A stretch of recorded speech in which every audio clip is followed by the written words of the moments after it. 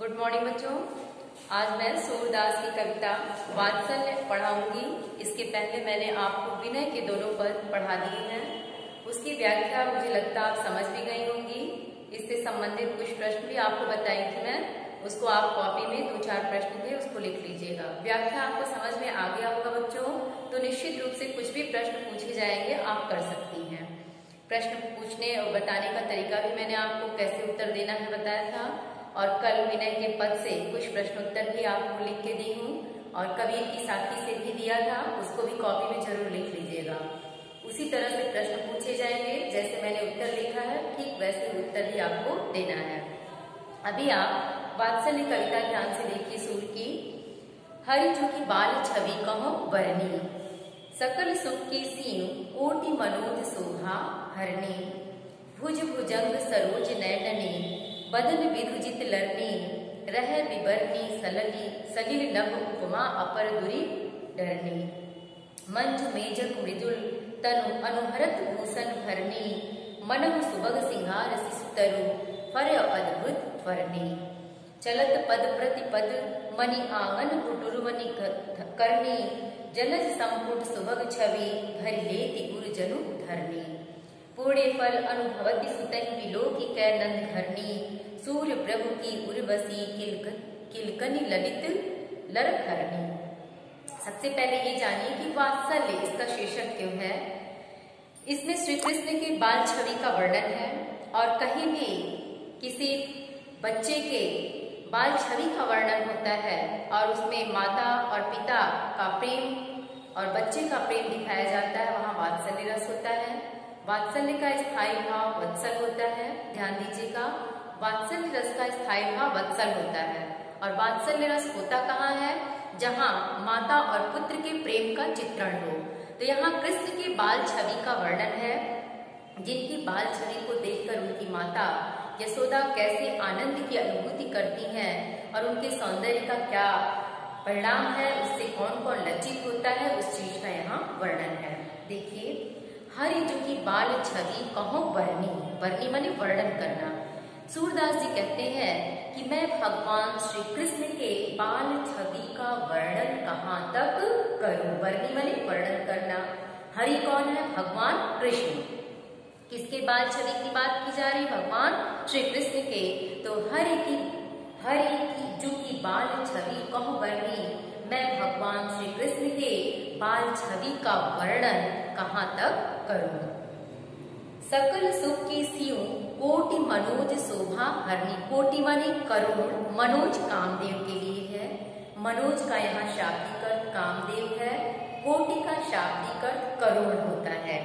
तो सकल सुख की सीऊ, उनके सौंदर्य को, जो उनकी छवि है श्री कृष्ण की छवि, वो संपूर्ण सुखों, सुख उसमें समाहित है। सकल सुख की सीम मतलब संपूर्ण सुखों की सीमा उसमें समाहित है। यदि आप उनके बाल छवि को देख लेते, बाल सौंदर्य को देख लेते, तो संपूर्ण सुख की अनुभूति उसमें अनुभव होने लगती है। कोटि मनोज शोभा हरनी, और उनके बाल छवि को, बाल सौंदर्य को देखकर करोड़ों कामदेव भी उनकी जो बाल छवि है वो करोड़ों कामदेव की शोभा को भी हर लेने वाले हैं। कोटि मनोज शोभा हरनी, हरनी माने हरण कर लेना, कोटि माने करोड़, और मनोज माने कामदेव। कामदेव का यहाँ नाम क्यों आया ये जानिए। कामदेव सुंदरता के प्रतिमूर्ति कहे जाते हैं, यानी वो सौंदर्य के प्रतिमूर्ति कहे जाते हैं। लेकिन यहाँ तो श्री कृष्ण की जो बाल छवि है, जो उनका सौंदर्य है, अद्भुत छवि है, अद्भुत सौंदर्य है, वो करोड़ों कामदेव के सौंदर्य को भी जीत लेने वाला प्रतीत होता है। भुज भुजंग, भुज माने भुजाएं, भुजंग माने सर। ध्यान दीजिए, भुज माने भुजाएं, भुजंग माने सर, ये सब प्रतीकात्मक शब्द हैं। सरोज नैननी, सरोज माने कमल, नैननी माने नेत्र, बदन माने मुख, विधु माने चंद्रमा, जित लरनी, जित माने जीत लेना, लरनी माने लड़ाई में। अब देखिए इसका अर्थ क्या होगा।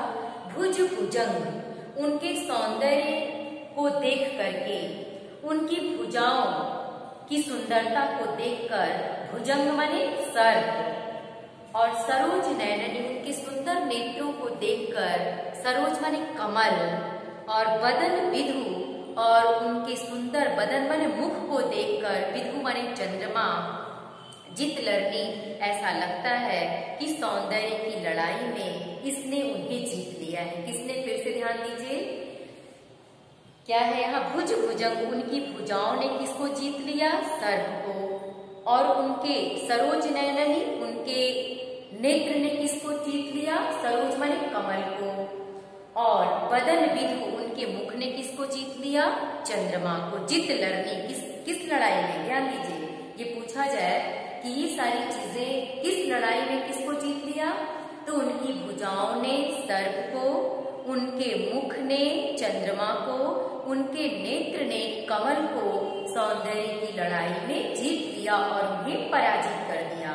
तो वो पराजित होकर देखिए कहाँ जाते हैं? रह विबरनी, विबरनी माने बिल, जो जमीन के अंदर होल होता है जिसको अंग्रेजी में होल कहते हैं, बिल। तो सौंदर्य की लड़ाई में पराजित होने के बाद जब उनकी भुजाओं से कौन पराजित हुआ?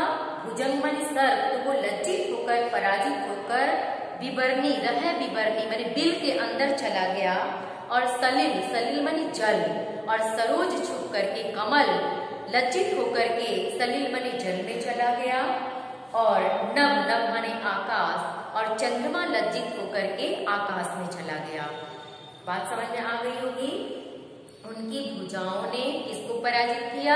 सर्प को। भुजंग माने सर्प, और विधु माने चंद्रमा, बदन माने मुख, और उसके पहले सरोज माने कमल, नयननी माने नेत्र।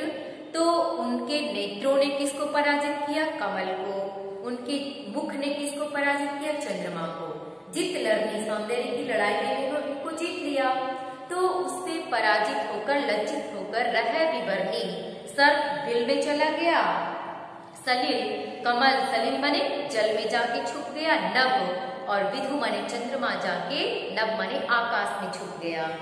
अब उपमा अपर दुर्डरनी, और अगर किसी दूसरी चीज से इनके सौंदर्य की उपमा दी जाए तो वो डर करके कहीं दूर छुप गए, भाग गए। देखिए, उपमा अपर दुर्डरनी, दुर्डरनी माने डर करके वो दूर चले गए, तो और किसी चीज से इनके सौंदर्य की उपमा दी ही नहीं जा सकती। मंजु मेजक मृदुल तनु अनुहरत भूषण भरनी, मंजु मेजक मृदुल तनु। अब देखिए, मृदुल, मृदुल माने कोमल, तनु माने शरीर। यहाँ कवि क्या कहता है कि मंजु मेजक मृदुल तनु अनुहरत भूषण भरनी, जो उनके श्याम वर्ण का कोमल शरीर है, उनके श्याम वर्ण के कोमल शरीर पर जो धारण किए गए। देखिए, मृदुल माने कोमल, तनु माने शरीर, मंजु मेचक माने श्याम वर्ण के शरीर पर जो उन्होंने क्या धारण कर रखा? आभूषण को। उसे देखकर ऐसा लगता है अनुहरत भूषण भरनी। अनुहरत, अनुहरत माने अपने शरीर के अंगों के अनुकूल, भूषण भरने, उन्होंने भूषण को धारण कर रखा है। देखिए, मंजु मेजक मृदुल तनु, उन्होंने अपने श्याम वर्ण की कोमल सुंदर शरीर पर अनुहरत भूषण भरनी, अपने शरीर के अंगों के अनुकूल भूषण, आभूषण को धारण कर रखा है, जिसे देखकर ऐसा लगता है जैसे मनहु सुबग सुभाग, सुबग सिसुतर फरो अद्भुत वर्णी। अब देखिए, यहाँ मनहु शब्द आ गया, तो ये मनहु शब्द आ जाने के कारण यहाँ क्या हो जाएगा? उत्प्रेक्षा अलंकार। यहाँ मनहु शब्द है, तो मनहु आ जाने के चलते यहाँ क्या हो गया? उत्प्रेक्षा अलंकार। ये मनहु आने के चलते यहाँ क्या हुआ? उत्प्रेक्षा अलंकार। क्योंकि उत्प्रेक्षा के जो वाचक शब्द है मनहु मानव, जन्म जानो, ये हमने आपको अलंकार पढ़ाते समय ही बताया है, इसलिए ध्यान दीजिएगा। अगर आप उदाहरण के रूप में इस लाइन को भी लिख देंगे तो आपका ये सही माना जाएगा कि मनहु सुबग सुभाग शिशुतरु फर अद्भुत भरणी। तो वो अपने श्याम वर्ण के कोमल शरीर पर शरीर के अंगों के अनुकूल अनुहरत भूषण वर्णी, अनुहरत बने शरीर के अंगों के अनुकूल भूषण भरणी, जो आभूषण को धारण कर रखा है, उसे देखकर ऐसा लगता है मनहु सुभग सिंगार तरु, शिशु माने छोटा, तरु माने वृक्ष, शिशु माने छोटा, तरु माने वृक्ष, मानो मनो सुभग सिंगार, कोई छोटे से वृक्ष को सजा दिया गया हो, और फर अद्भुत फर्मी, जिसपे अद्भुत फल लगे हुए हैं। यानी उनके शरीर पर धारण किए हुए आभूषणों को देखकर ऐसा लगता है मनो सुभग सिंगार शिशु तरु, जैसे छोटे से वृक्ष को सजा दिया गया हो, या फर अद्भुत फर्नी, या उस छोटे से वृक्ष पर अद्भुत फल लगे हुए हैं। किसको देखकर ये कल्पना की जा रही है? कृष्ण के श्याम वर्ण के शरीर पर धारण किए हुए आभूषण अद्भुत फल के रूप में लग रहे हैं, और उनका शरीर एक वृक्ष के रूप में लग रहा है, श्याम वर्ण का कोमल शरीर।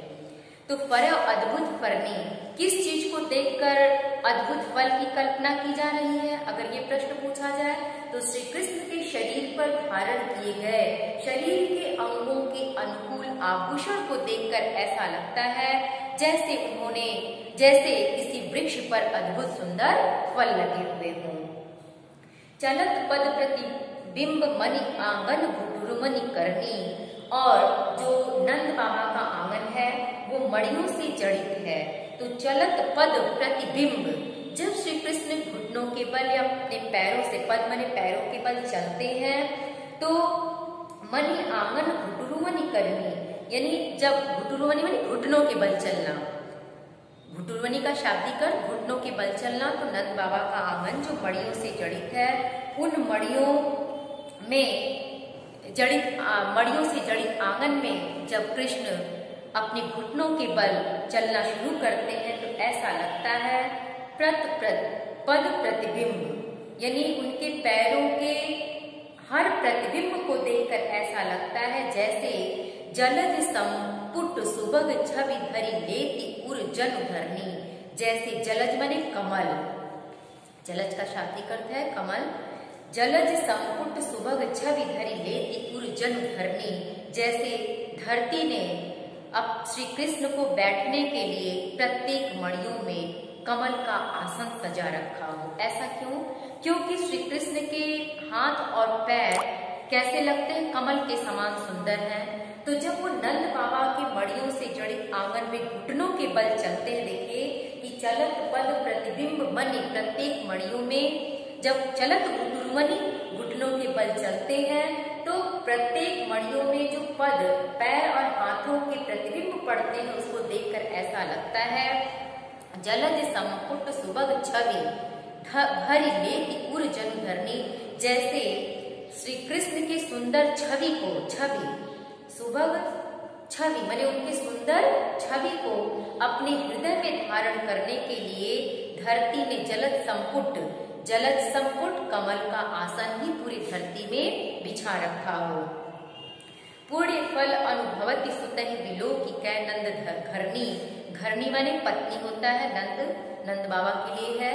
तो इस तरह से श्री कृष्ण की सुंदर छवि को देखकर ऐसा लगता है जैसे विलोकी माने देखना, जैसे ये अपने पूर्व जन्मों का उनका कोई फल था, जिस पूर्व जन्मों के फल के कारण नंद की घरनी माने पत्नी को यह सुंदर सुख देखने का अनुभव या सौभाग्य प्राप्त हो रहा है। सूर्य प्रभु की उर्वशी की लखनी ललित लरकरनी, सूरदास जी कहते हैं कि श्री कृष्ण का किलकारी मारना, लड़खड़ा कर चलना और इस तरह से उनकी सुंदर छवि मेरे हृदय में बस गई है। सूर्य प्रभु की उर्वशी, सूर्य प्रभु की उर्वशी, उर्मने हृदय। सूरदास जी कहते हैं कि मेरे हृदय में श्री कृष्ण का किलकनी, किलकारी मारना और सुंदर ढंग से लड़खड़ा कर चलना, ये सारी छवि, उनकी सुंदर छवि मेरे हृदय में पूर्ण रूप से समा गई है। अब यहाँ देखिए, वात्सल्य रस होने के कारण यहाँ माधुरी गुण है। रस क्या होगा?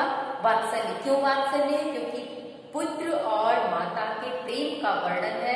मतलब यहाँ तो कृष्ण की छवि है, लेकिन उनकी छवि को देखकर माता यशोदा भी आनंद का अनुभव करती है, इसलिए यहाँ वात्सल्य रस है। वात्सल्य रस है इसलिए यहाँ माधुरी गुण है। तो साहित्यिक सौंदर्य लिखेंगे तो रस क्या हो गया?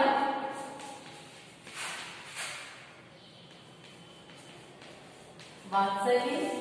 गुण क्या हो गया? माधुरी। अलंकार में हो जाएगा, ऐसे ही आप लिखेंगे। भाषा, भाषा ब्रज हो जाएगी आपकी। भाषा ब्रज हो गई। अलंकार में आप लिख लेंगी अलंकार।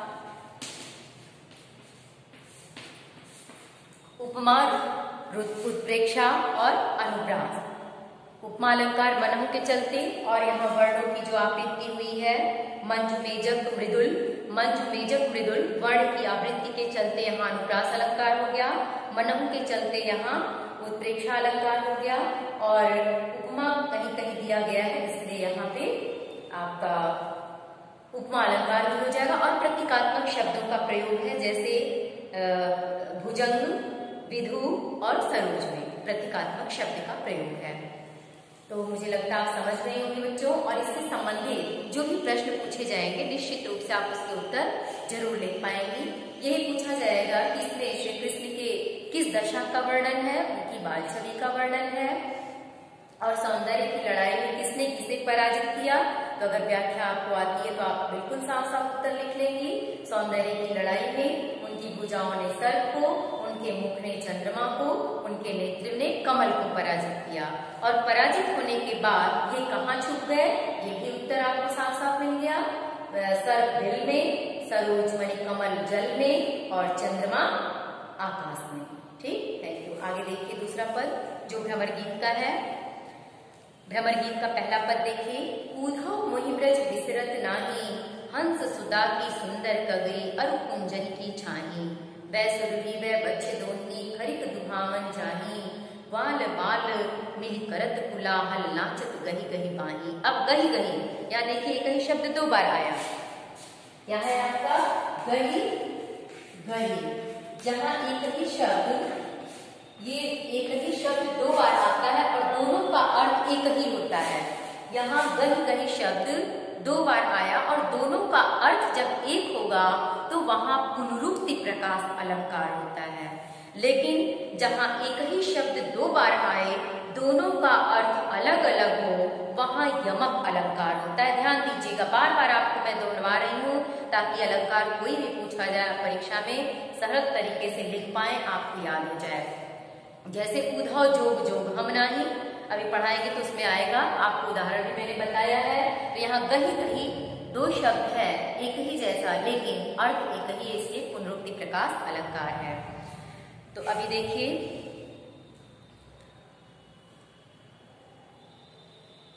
वै सुरभि वै बच्चे दोहिनी खरिक दुहावन जाही, ग्वाल बाल मिल करत कुलाहल नाचत गही गई बाही।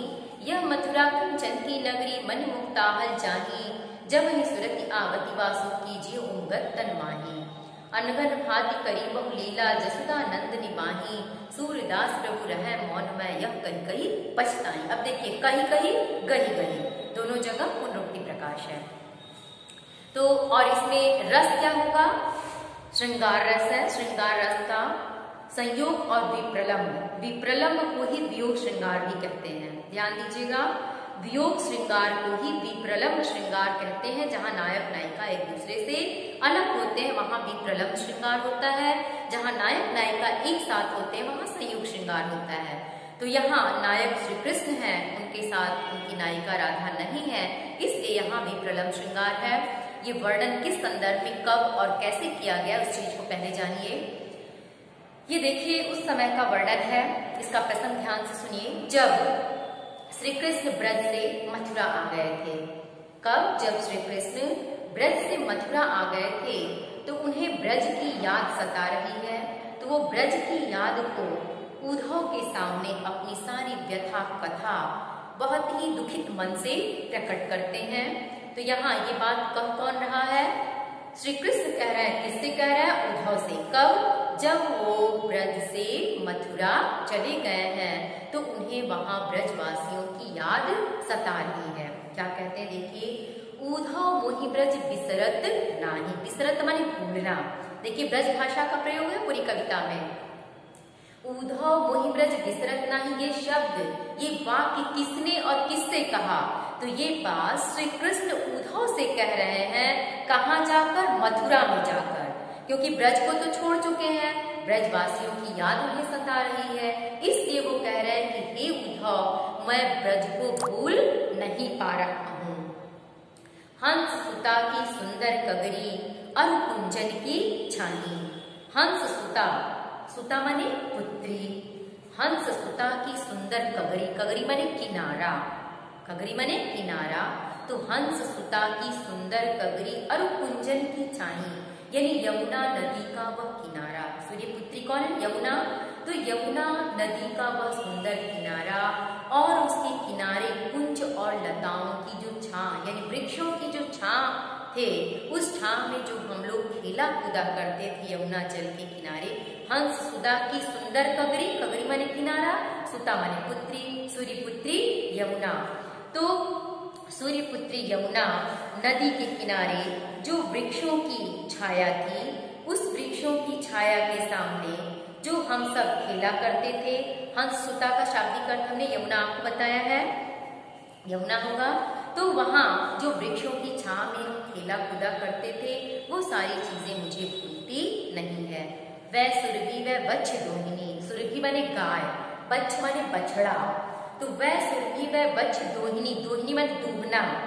तो वहां ब्रज के गाय और बछड़ों का को जो खरिक दुहावन है, खरिक माने अहाता, जहाँ पे गाय बछड़े बांधे जाते हैं, खरिक दुहावन चाहिए, जहाँ ग्वाल माने गाय और बछड़ों को दूहने के लिए, गाय को दूहने के लिए बछड़ों को लेकर हम लोग अहाते में जाया करते थे। वो सारी चीजें मुझे बार बार याद आ रही है। और उस हाते में जाकर गाय को दूहने के लिए जब हम जाया करते थे तो क्या करते थे? ग्वाल बाल मिली करत कोलाहल, ग्वाल बाल आपस में मिलकर हम लोग कोलाहल करते थे और नाचत गही गही बाही, और एक दूसरे की, गही माने पकड़ना, गही का शाब्दिक अर्थ क्या है? पकड़ना। एक दूसरे के हाथों में हाथ डालकर पकड़ करके हम नाचा कूदा खेला करते थे। ये सारी चीजें मैं बिल्कुल भूल नहीं पा रहा हूँ। यह मथुरा कंचन की नगरी मन मुक्ताहल जाही, यह मथुरा नगरी जो भले ही कंचन माने सोने की है, मड़ियों से जड़ित है, पर मुझे बिल्कुल ही रुचिकर अच्छी प्रतीत नहीं होती।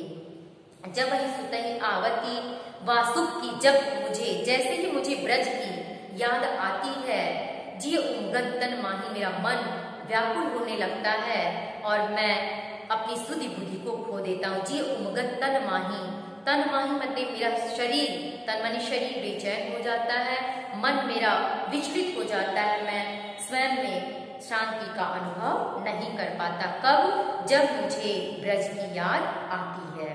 अनगन भाग्य करी बहु लीला जसोदानंद निबाही, और मैं उस ब्रज नगरी में तरह तरह की बाल लीलाएं किया करता था और माता यशोदा मेरे हर बाल लीला का बड़े ही सहज तरीके से निर्वहन करती थी। हमें बड़े ही लाड़ प्यार से देखती थी, पालती थी, कभी मुझे किसी तरह का उन्होंने कष्ट का अनुभव नहीं होने दिया। सूरदास प्रभु रहे मौन है, यह कहीं कहीं पछताही।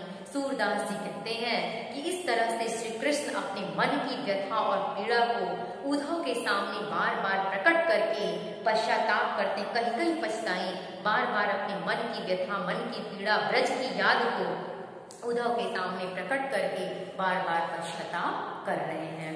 तो यहाँ ब्रजवासियों के प्रति श्री कृष्ण के मन में पीड़ा व्यथा दिखाई गई है, क्योंकि वो ब्रज को छोड़कर जब मथुरा आ जाते हैं तो ब्रजवासियों की याद उन्हें सताती है, वहाँ के लोगों की स्मृति में वो खो जाते हैं और उनके लिए काफी वो दुखी दिखाई दे रहे हैं। तो ब्रजवासियों के लिए इस पद में श्री कृष्ण दुखी है, व्यथित है, और मथुरा की सुंदर नगरी उन्हें बिल्कुल ही अच्छी नहीं लगती है। इसमें भी देखिए, ये भी आपका ब्रज भाषा में ही लिखा गया है। छंद आपका गे पद, इसके पहले वात्सल्य जो मैंने पढ़ाया था, ये वात्सल्य भी आपका छंद, इसका भी गे पद होगा। ये भ्रमर गीत का पहला पद, ये भी गे पद है क्योंकि गाने योग्य है, और इसमें भी माधुरी गुण है, और इसमें श्रृंगार रस है, पुनरुक्ति प्रकाश है, अनुप्रास अलंकार है, ब्रजभाषा है। तो यहाँ श्री कृष्ण, अगर ये प्रश्न पूछा जाए कि कृष्ण, पहले तो ये तो जरूर पूछेगा कि इसका शीर्षक और कवि, कोई भी पद होगा बच्चों तो उससे एक प्रश्न ये जरूर देगा कि इसका शीर्षक और कवि लिखिए। तो ये ध्यान दीजिएगा कि शीर्षक यदि वात्सल्य का पूछा है तो वात्सल्य लिखेंगे। अगर भ्रमर गीत से कोई पद पूछेगा तो आप लिखेंगे कि ये भ्रमर गीत शीर्षक से लिया गया है, जिसके कवि भक्तिकालीन सबुर शाखा के सूरदास जी हैं। ठीक है, ध्यान दीजिए। अगर ये पूछा जाए प्रश्न कि श्री कृष्ण क्यों बार बार पश्चाताप का अनुभव करते हैं, क्योंकि वो ब्रज को छोड़कर मथुरा चले गए हैं, ब्रजवासियों की उन्हें बार बार याद सताती है, तो अपनी मन की व्यथा और पीड़ा को कह करके वो उद्धव से बार बार पश्चाताप करते हैं। थैंक यू बच्चों, आज के लिए बस इतना ही 2 पद।